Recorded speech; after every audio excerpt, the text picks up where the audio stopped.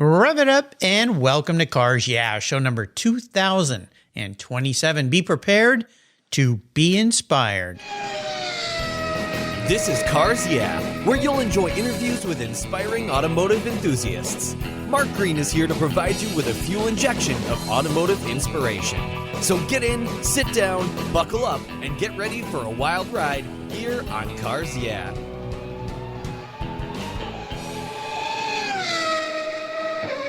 Hello, inspiring automotive enthusiasts, and welcome to Cars Yeah. Today I'm in Washington State, where I live, although Richland, which is a bit east of me here from Gig Harbor, with a very special guest by the name of Virginie Dulauroy. Virginie, welcome to Cars Yeah. Do you have any gear, and are you ready to release the clutch?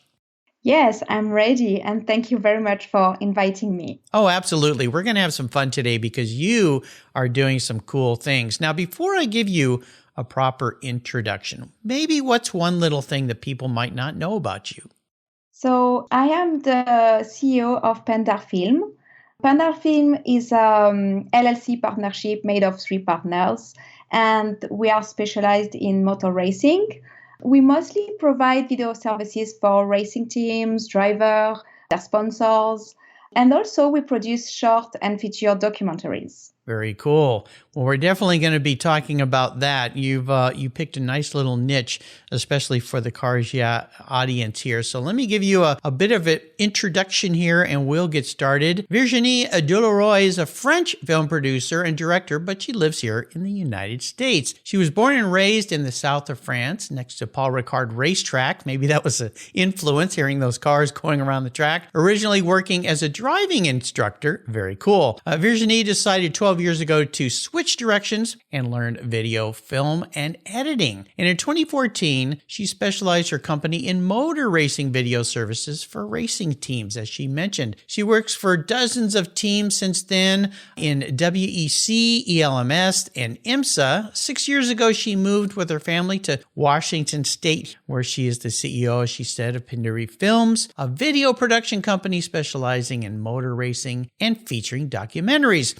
She directed and produced the award-winning documentary Become Who You Are that was released worldwide in 2020 on streaming platforms and Amazon Prime. If you haven't seen it, we'll put a link. You really should. It's great. She is also the co-director of an upcoming docuseries about a past guest here on Cars Yeah, young Gabe Tesh, who is a young brain cancer survivor who has become a race car driver. We'll be back in just a moment to learn more, but first a word from our sponsors, so give them a little listen. Buckle up. We'll be right back. I love Covercraft's new 5-layer all-climate cover. It was developed and engineered for anything Mother Nature can throw our way. It's very soft, breathable, and easy to store, and pampers your paint and interior surfaces, providing maximum UV, rain, dust, and snow protection. Add their gust guards for windy conditions for extra protection. Their 5-layer all-climate cover is custom-tailored with Covercraft's attention to detail, form and fit with a quality and attention that's been their standard since 1965. Covercraft protects cars, trucks, motorcycles, RVs, trailers, and watercraft too. Every one of my vehicles is protected by a Covercraft cover. And I have a deal for you. Use the code YEAH21 at covercraft.com and you'll get 10% off your Covercraft order plus free shipping. That's right, 10% off and free shipping. Just type in the word YEAH, Y-E-A-H, 21 at checkout, YEAH21 at covercraft.com. Covercraft, protecting the things that move you. Most people don't think about their collector car insurance until their annual premium becomes due. Well, why wait and see if there are better options for your beloved rides? I didn't. Did you know if you change carriers before your policy runs out, your insurance company has to refund you the unearned portion of your policy premium? I did my homework, I shopped around, and I found American Collectors Insurance. And that's who protects my Porsche Turbo. That's right, the one I call my Orange Crush. They've been protecting collector vehicles since 1976. I encourage you to call my friends at American Collectors Insurance. Ask them about their agreed value policy. And if your collector vehicle is on your regular auto policy, you will be shocked at the savings, not to mention the assurance, should something bad happen to your ride, that you'll get what your vehicle is actually worth. Give them a call today for a quote at 866-ACI-YEAH. That's 866 866-224-9324. Tell them you're a friend of Mark Green at Cars Yeah, American Collectors Insurance. Classic car insurance designed by collectors for collectors. Automotive enthusiasts just like you and me. That's American Collectors Insurance. Give them a call today. So, Virginie, we are back. I want to dive a little deeper into the corner since we're talking about racing today and talk a bit more about your decision to make this transition, this pivot, this move into focusing on racing. Was it living next to the Paul Ricard track that gave you that influence, or is there something else that drove you down this path? I don't know. So actually, when I was a kid, we used to go to the Paul Ricard to watch Formula One racing. And it was the time where there was Ayrton Senna and Alain Prost racing. And so it was kind of a really nice period for Formula One.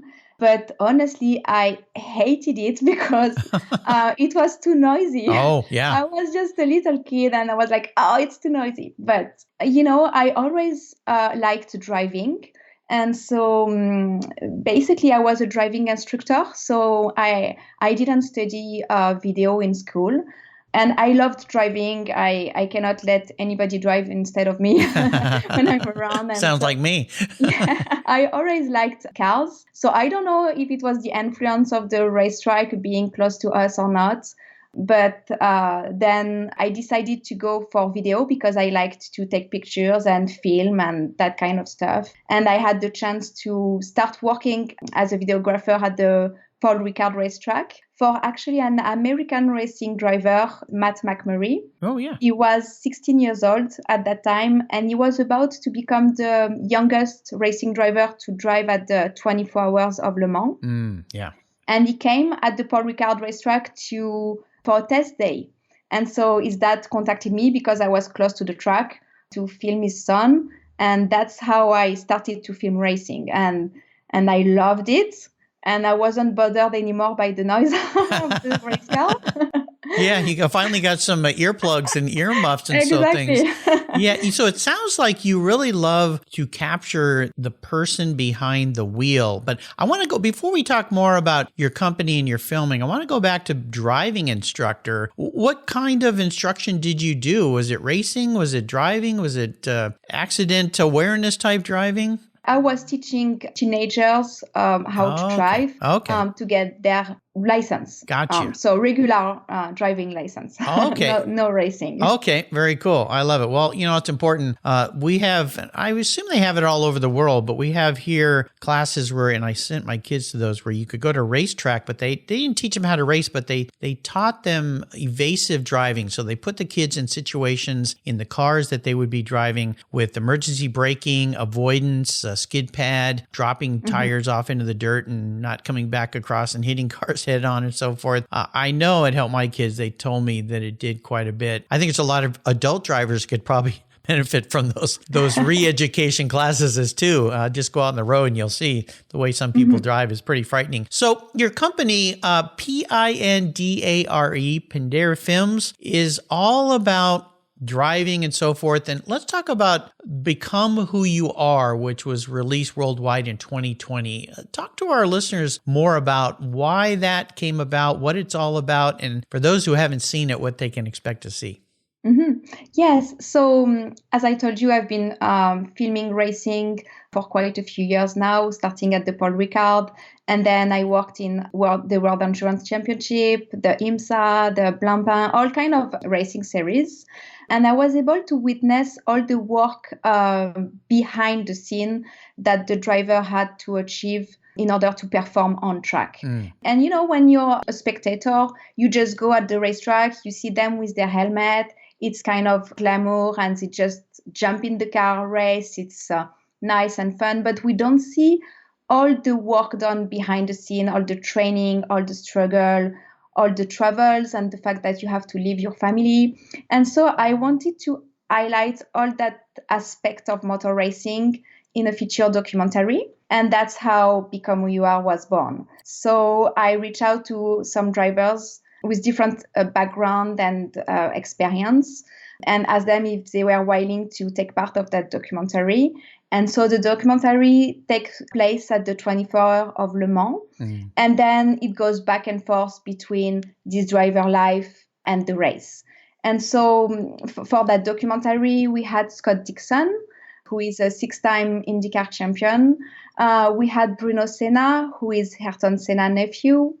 We had Memo Rojas, who is a Mexican champion and who won 2 times the European Le Mans Series. And we had Jules Gounon, who is a French racing driver, and he was a rookie at the 24 Hours of Le Mans. So it was something new for him. And so with these 4 drivers, we went into their life. We went in Brazil, in the Senna family. We went in Indianapolis with Scott Dixon families. We went in Mexico. We went everywhere with them. You traveled a lot, didn't you? Yeah, we traveled a lot, and we followed them in their life to learn about their life, how they did end up doing racing, how they did end up at the 24 Hours of Le Mans, how they did end up being successful. And so we learned about their life from their childhood until now. Wow, that's fascinating. So were there some things in doing that you learned that you were quite surprised about? Do you mean about the drivers? About the drivers, yeah. When you get that deep into someone's life and you're around them, and were there some things that stood out to you and went, whoa, I never thought about that? It wasn't exactly that. It was just I was more surprised by the dedication. Like they kind of sacrificed their whole life in order to achieve their goal of being racing drivers. So in the case of Scott Dixon, he was ready just to leave his country, his family, and travel on the other part of the world, from New Zealand to United States, just to achieve his career. And in the case of Memo Rojas, he left Mexico when he was a teenager, so same as Scott, to race in France. And then, so I was surprised by the level of sacrifice and dedication. Yeah. It was like everything come after racing. Like they were 100% ready to give up on everything as long as they can achieve their goal of being racing driver. So I was really impressed and surprised of that level of dedication. And even for Bruno Senna, pursuing a racing career when you know that your uncle died on a crash, I was surprised that the passion for racing is so strong that nothing can stop them. Yeah. And yeah. That's what I've learned. Absolutely. Yeah, it is amazing. And you're right. For most of us, we just see the glamour part, the putting the helmet on, jumping in the car and driving.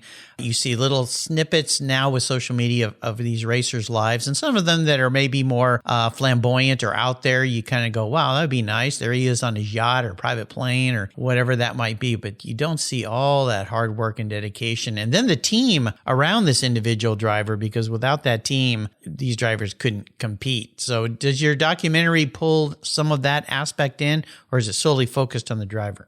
So it's mostly focused on the driver, but we also go back and forth between the race at the 24 Hours of Le Mans and their life. So when we are at the race, we got to interview engineers that were working in the team with the drivers. And we also had Chip Ganassi in the documentary and explaining that everything can happen during the race. You know, it's a 24-hour race, so you have like a whole season packed in one race in 24 hours. So they explained also the challenge of being a team, everything you have to face during a race, and the weather, the tire, all the different conditions, and you have to kind of forecast everything to make sure that your driver can go to the end and hopefully win.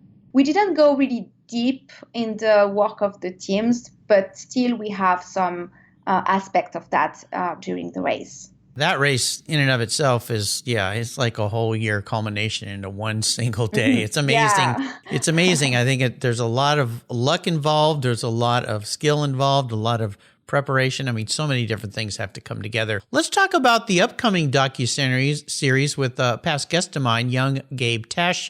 He was a guest on the show last year. I become friends with his dad, Jake, and I want to do a shout out to Jake because he's the one that introduced me to you. And this is an interesting story, and there's a lot of emotion tied into this because you've got a young child that had brain cancer.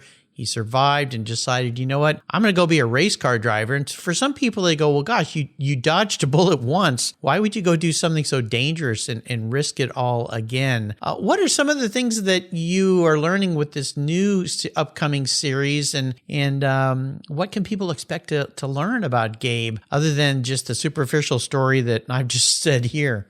Mm-hmm. So, yeah, basically when Gabe's dad contacted me, I was just like you, kind of surprised. Like, why does he want to become a racing driver? I mean, he almost died and he's going into a very dangerous field. He could be just an athlete in a different area, another sport, something less dangerous. And that was my first question to his dad.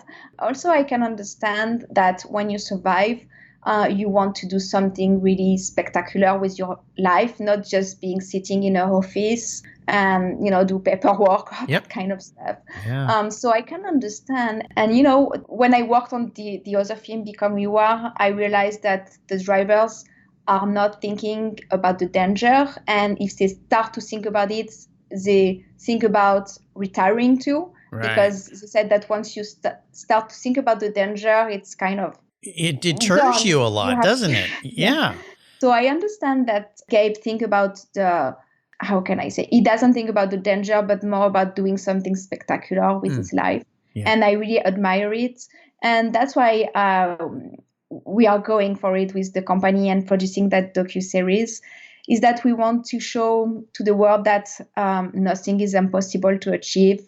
You can go through difficulties and challenges and you can overcome them and just do something extraordinary with your life. And so in addition of being a docuseries, through that documentary, we want to show to people that they can achieve everything and just inspire people, inspire kids going through a disease right now, inspiring families that are struggling with a kid in hospital, for example. And so it's not just a docuseries about motor racing. It will be really something for everybody to relate to. I think so, yeah. An inspiration for hope for the future, that there's things past this moment that we're going through that you can look forward to. And a lot of different components here in this entire story. When you think about what you're doing, what has you most excited about this career you've chosen? I don't know. I love to travel, so it was a good fit. I couldn't have been someone behind a desk. I need to travel, meet people.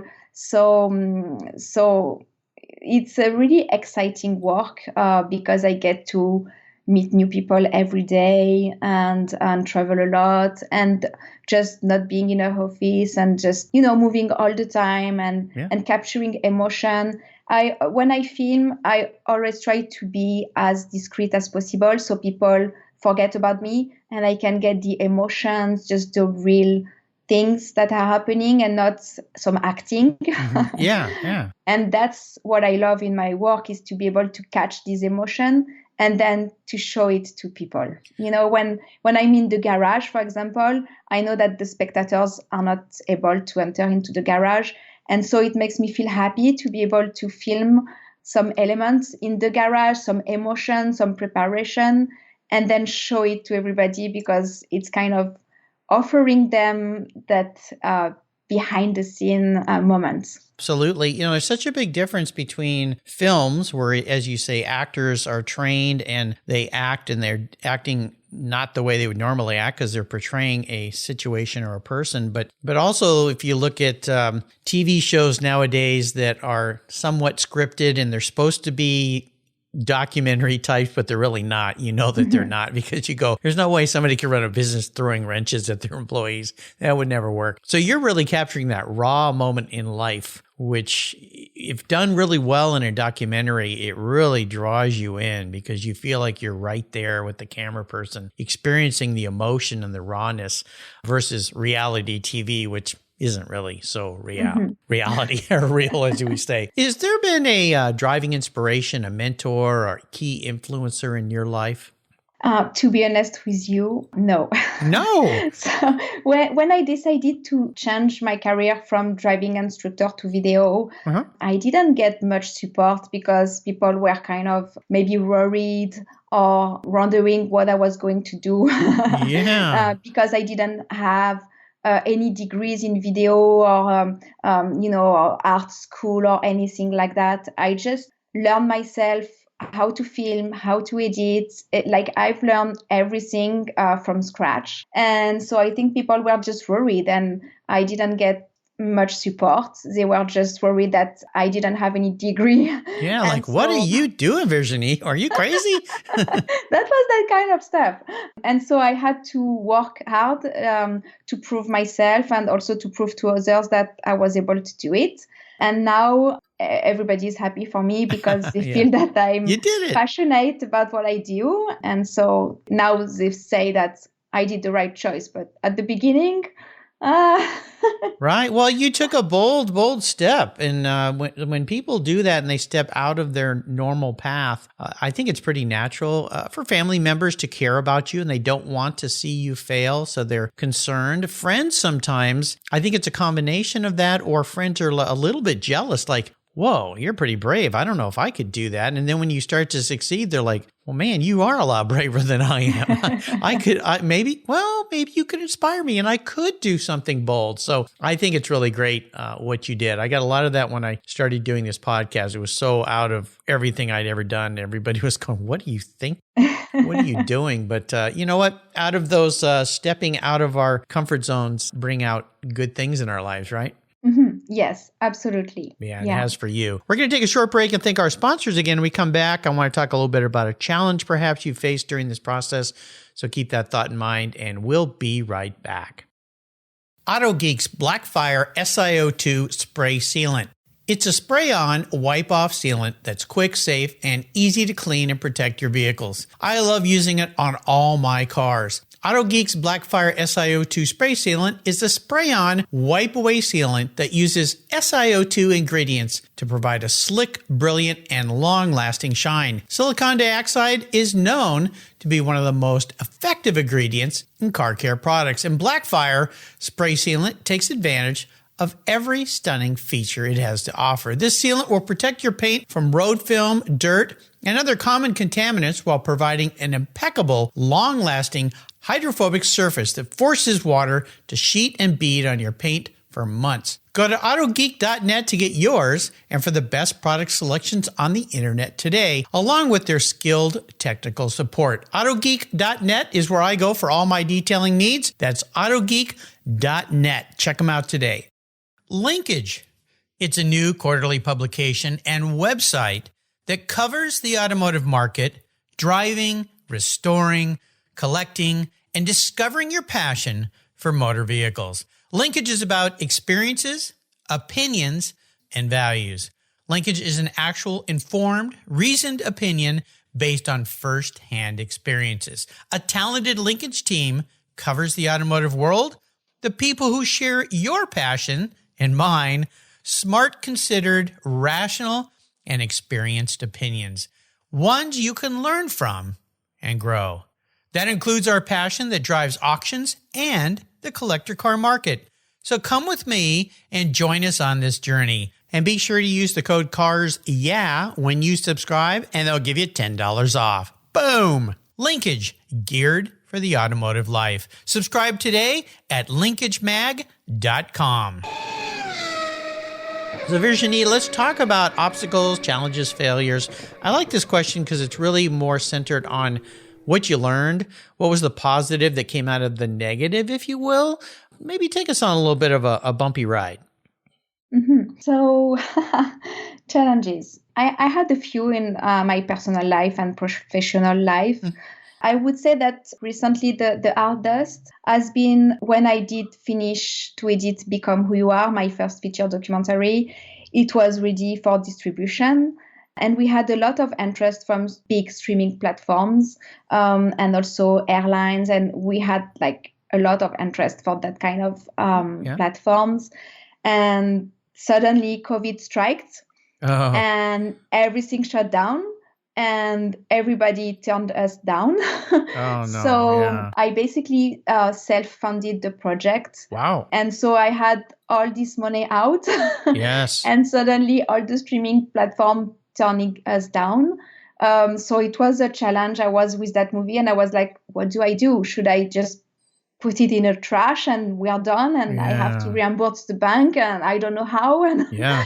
So it was a few months of huge stress and I really didn't know how to do. And so what I did is that I decided to self-distribute the film. So I started to reach out to all different kind of channels, platform everywhere in the world, in New Zealand, in Australia, in Mexico, in like everywhere. And we ended up distributing the film worldwide. So it went on streaming platform in all Latin America.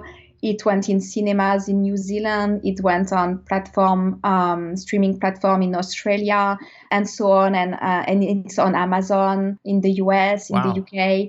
But I had, instead of taking a distributor that usually makes the connection between the channels or the platform and the producer, I had to reach out myself to the cinemas in New Zealand, to the different kind of platforms. And I cannot tell you how many emails I've sent over and try to contact people and phone call and everything. But at the end of the day, we managed to distribute the film. Wow. And now it's out there worldwide.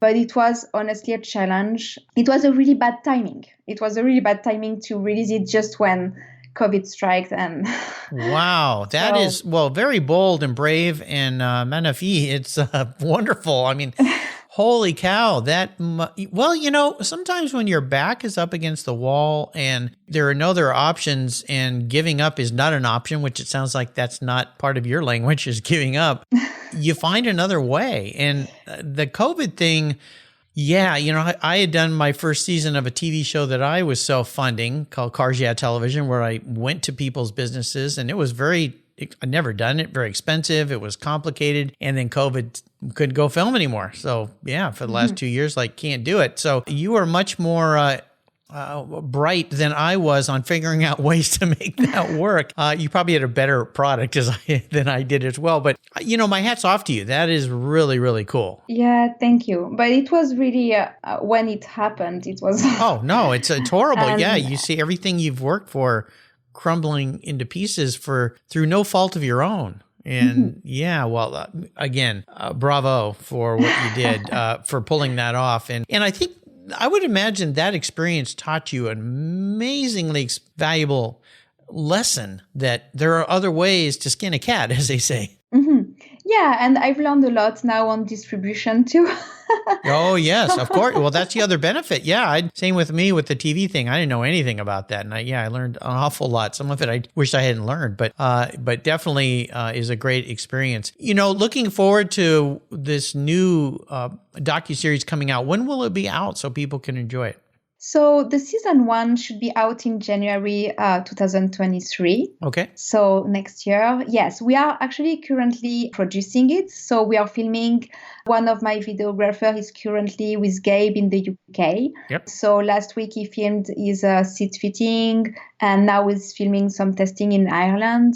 So during this year, we are going to follow Gabe in his life and then edit the series. And so season 1 will be ready for January of next year. Very cool. Yeah, I spoke to Jake Tesh a couple of weeks ago, and he was talking about Gabe was getting ready to go overseas. So all of us have Gabe in our thoughts here as he embarks on this next part of his life. It's pretty darn exciting. Absolutely spectacular. So I want to talk about maybe a special vehicle in your life. Has there been one special vehicle that stands out for you? And if so, tell us about that ride. Yes, so it's a French car. So I don't know if you know that car in the US, but when I was a senior in high school, I got the chance to have a Peugeot, which is a French brand, 106. Yep.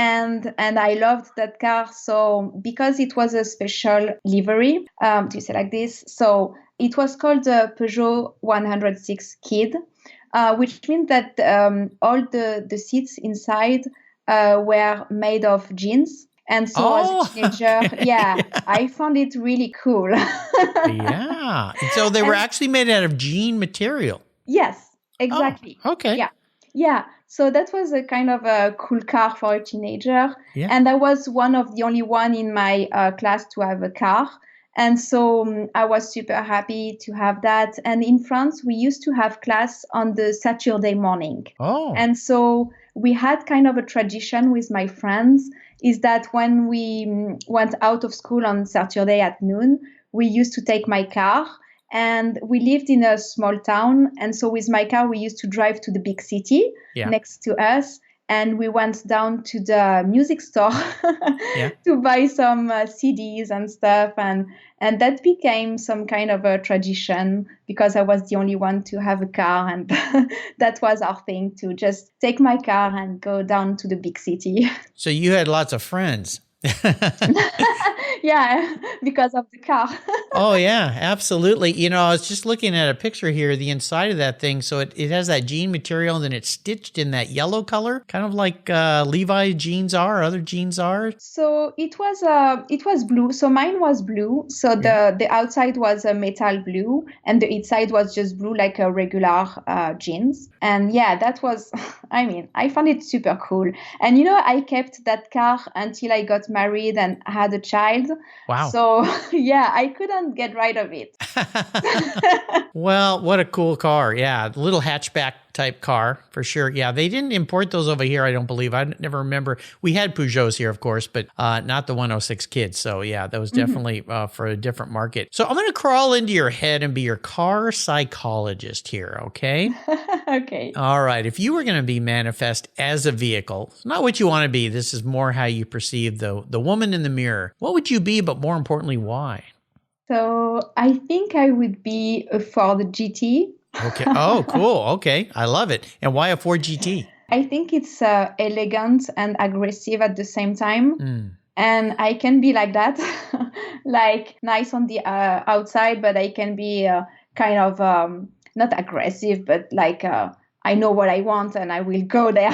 Yes. Well, you have to for what you're doing, for sure. So yeah, I would be maybe a Ford GT. A Ford GT. Love it. And now would this be a newer version of the Ford GT, or are we going back to like the GT40? Are we talking about the 07 model or the new cars? I would say the new car, you know, the ones they had in the World Endurance Championship. Yeah. Oh, those are cool. Yeah. It's amazing how that car evolved, went from the GT40, which was a classic race car, of course, to the Ford GT in 07, 08, 09, that era car, which looks so much like the GT40, but the new ones, they really did, I thought, a nice evolution into the supercar version. And they're just sweet looking ride. So yeah, nice cars. I'd love to have one of those for sure. Let's talk about a great book that you've read. Is there a book that really stands out for you that you'd like to share?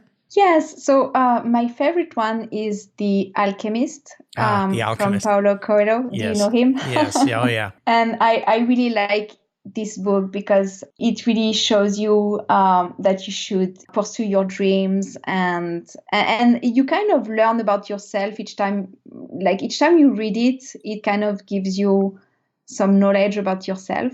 So that's really a book that I would advise. It's a classic. Yeah, it's a great book. I think everybody, that needs to be on a reading list at some point in your life, preferably maybe younger, I think would be the best time, but you can pick it up anytime. So I'm going to allow you to go on the ultimate drive. Now, you mentioned earlier, you're a lady that likes to be at the wheel. You don't like to be in the passenger seat. So I'm guessing you're going to be driving on this ultimate drive. I'm going to provide you with any car in the world. If you want a brand new Ford GT, hey, I'll buy you one. That's okay. And you could be with anybody, living or someone who's passed. And you can be driving anywhere in the world. So for somebody who's traveled the world and done what you've done, what kind of car are we going to be in? Who are you going to be with? And where are you going to be?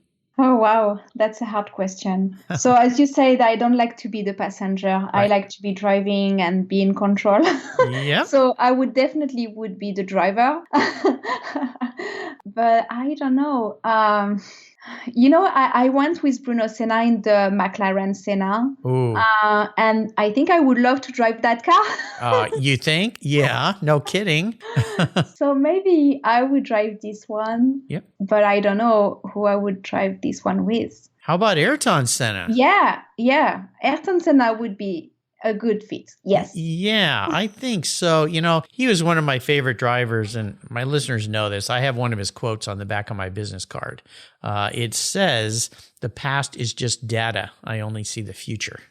Mm-hmm. And I loved a lot of Senna's concept about life, the embracing life, of course, Brazilian. I mean, just that passion that he had, a lot like Italian passion too, when it comes to race car drivers. But I think all race car drivers are passionate. But I think that'd be pretty cool, driving with Ayrton Senna and a McLaren Senna. And is there a place in the world that maybe you haven't been that you would love to go, that you'd be driving? I don't know. There's so many places. Would it be a racetrack? Oh, you could be on a track if you want, or you could be driving through the Alps, or, there's some beautiful roads up in northern England that I hear are just spectacular, or maybe driving all the way from Patagonia all the way to Alaska. I don't know. There's a lot of options. So I would go in Ireland. Yeah. There's some beautiful, beautiful roads up there. Yeah. Okay, cool. All right. I'll get right on that. Okay. That's a challenging one. So you've taken us on a wonderful ride today. Really glad that we got to connect and talk about what you're doing. Looking forward to what we're going to be seeing at the beginning of next year with Gabe and in his life. Before I let you go, could you share maybe a success quote, a mantra, or some type of words of wisdom? Mm-hmm. Yes. I think that nothing in life is impossible to achieve as long as you want it really badly enough. Yeah. And the drivers and the athletes in general are the living proof of that. And even Gabe in this new documentary. And so I think if I can give advice, I don't know if I can give advice, but I think you can. I would say that we should never give up on our dream. We should just hold tight and make them reality. Just make our dreams happen, because it's absolutely something possible if we work hard and want it and just put all of our energy in our dreams. It will happen. Absolutely. Great racing tie there too as well. So that works out pretty well. How can people learn more about your business, which I'll remind our listeners is spelled Pindare, Pindare Films? Yes, absolutely. So we are on Facebook, Instagram, and Twitter under our company name, Pindare Films. We also have a website. It's www.pendareagency.com. Cool. And if you go on Amazon too, you just go on Video Prime and you can find Become Who You Are. And hopefully soon we'll see Gabe's documentary too, do something extraordinary. I think so. Very cool. Listeners, you can find all these links on Virginie's Cars Yeah show notes page. Her name is spelled Virginie, Virginie Dulauroy. Beautiful name. Virginie, thank you for being so you're welcome. Thank you for being so generous today with your time and sharing your life. This is so fantastic. Again, a big shout out. Thank you. Merci. Thank you so merci much. To Jake Tesh, I should say, and Gabe for connecting me with Virginie. This has been wonderful. Until you and I talk again, my friend, since we're in the same state, I may just see you down the road somewhere. I hope so. Thank you so much for inviting me to your show. You're welcome. Au revoir. Au revoir.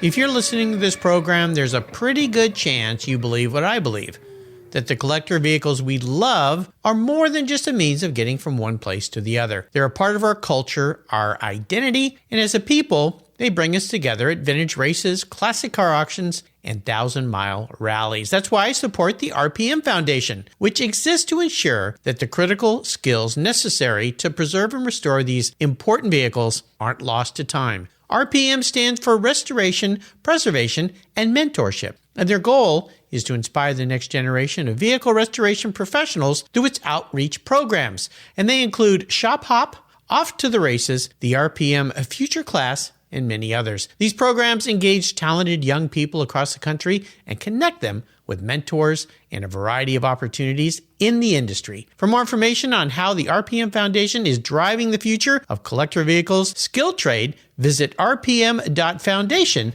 today. Thank you so much for joining us on today's ride here at Cars Yeah. Drive on over to carsyeah.com to find show notes and inspiring automotive fun. Download your free copy of Filler Up, a fun book filled with gorgeous photographs of fuel filler fun, including quotes from more inspiring automotive enthusiasts. Download your copy today, and we'll see you next time on Cars Yeah!